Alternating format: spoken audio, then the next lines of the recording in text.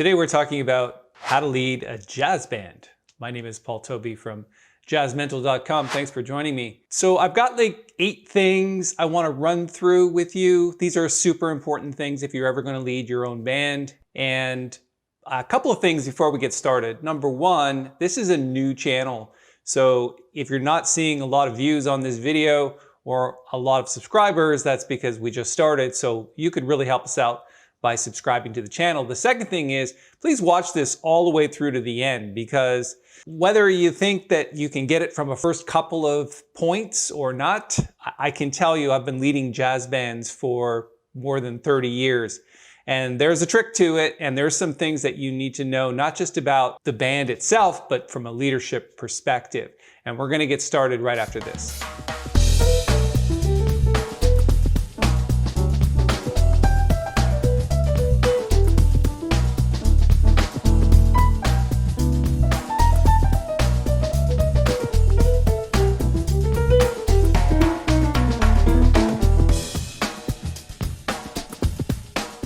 Okay, so I've got 8 things that you absolutely need to know if you're going to run or lead your own jazz band.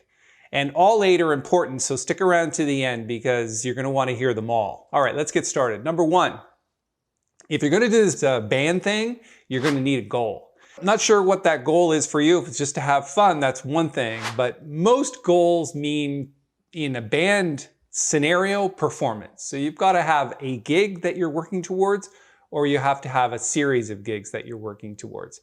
It's unlikely that musicians are going to get excited about playing in something just for the sake of playing. Sure, some musicians want to jam, but if you're going to do this in any meaningful way, you're going to have and set an ultimate goal. The musicians will find some motivation in that, and hopefully they can help you with it as well. So that's number 1. Let's move on to number 2. Assemble the most accomplished players that you can that match each other in terms of ability. So if you put a band together and you've got one star player, maybe that's you, and everybody else is a couple of years behind you, or in terms of level, several levels behind you or beneath you, then that probably won't work out very well. Typically, musicians feed off of each other, especially in a jazz band scenario. And if there's a weak player or a weak group of players in that ensemble, then it's going to be less fun for those that are more advanced.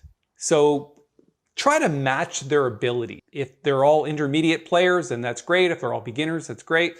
They're all professionals, that's even better. But essentially, if you're going to do the band thing, try not to mix different levels of players. There's going to be a lot of, and it's human nature to feel resentment, and there may be a lot of that if you don't go at that correctly. All right, number 3, get some charts together.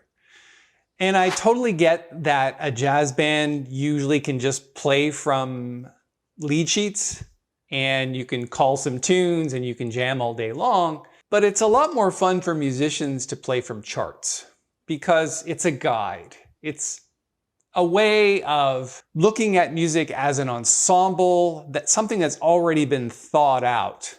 And typically musicians like that. If you put music in front of an artist and a jazz musician, they're gonna love that. They're gonna love you for it. If they just show up to the rehearsal and they're thinking there's not a lot of organization, there's no charts, and they're just winging it, they're going to think that it might be a little less professional than they had anticipated. And everybody likes a good ensemble. Everybody likes to play and be part of that. If you've got for example, a drummer shows up on the gig and all you're doing is playing ballads, then that drummer typically might not have a lot of fun. Drummers like to stretch, and they like to play lots of notes, and they like tempos, and they like to switch things up. And charts can really help you with that, especially if you're a good arranger. Now, if you're not a good arranger and you don't know how to do that, it might be a good idea to collaborate with one or hire one to get some charts together for you.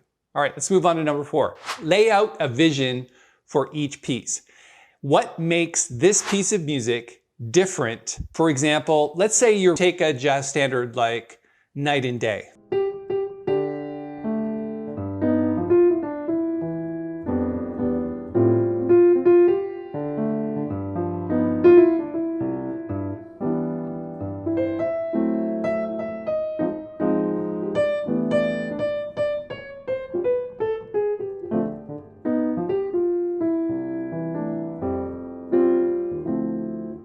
So just a simple standard. But how do you want to play it differently? Do you want to play it swing like it was intended? Or do you want to play it as a ballad? Do you want to play it as fast? Do you have an arrangement? What's going to make this piece of music different? That's really your ultimate goal as a leader, is to decide the vision for each song. Because if you just do what everybody else does, there's not really anything for the musicians to get excited about, and certainly for the audience to get excited about. So think about what is the vision for each piece of music. All right, here's an important one. This is number 5, and I'm glad you stuck around to this point, because number 5 I find is probably the biggest lesson that I've learned over the years in working with other musicians and leading many bands. And that is, you have to trust that each musician knows their instrument better than you do. I, in many cases, have had this thought in my head that maybe the alto saxophone player should play like this. And I've always been surprised when the alto sax player speaks up and says, no, I think it should be done more like this. And typically they are correct, because it's their instrument. They know the limitations of the instrument. They know their ranges. They know what sounds good and what does not sound good. So as a leader, you have to take all of that into consideration. And another example, a drummer. Even if you write out a piece of music and you've got lots of shots and you're writing out every foot pedal and hi-hat, the drummer is not going to do that. They're going to do their own thing, and they're going to do what sounds best for the piece of music. So you have to have enough trust and faith in those musicians that they know their stuff better than you do. Their specific parts, their instruments, and all of the limitations and all of the expectations that they have of that instrument will come through if you keep an open mind. Which brings me to number 6. In everything that you do as a leader, you can't be right and get what you want. So keep an open mind. A lot of people, the reason why they don't get what they want is because they're always trying to be right. They're always trying to make their point. And as a band leader, there's going to be that intrinsic sort of need to lead and be powerful and, make your point. But musicians don't typically respond to that. They certainly like a leader, they like the authority, but you have to be more of a person with an open mind in order for those musicians to fall in line and help you and be part of something great. They're going to want to make suggestions. They're going to want to be part of the ensemble, and some may even display leadership capabilities. But they know that you're the leader because you're the one that put the whole thing together, and they're showing up and they're okay with that. But again, you have to absolutely, as a leader, and this is not just for music, this is in everything. And I run a couple of businesses and I have been running them for many years. I know that it's never my way or the highway. It's like, let's keep an open mind and let's be open to the suggestions of the team itself. All right, number 7, absolutely be flexible. You may have thought that it's supposed to go one way, but it goes a completely different way. So the concept of flexibility means that you're pliable, that you are not overbearing and it's got to be this specific way. So flexibility is important. Yeah, it might go hand in hand with open mind. Open mind is more like a spiritual concept, whereas flexibility is more of a behavioral characteristic. You want to behave like a flexible person and you want to be pliable. All right, number 8, and this is probably the most important one. And if you stuck around to this point, I certainly appreciate it.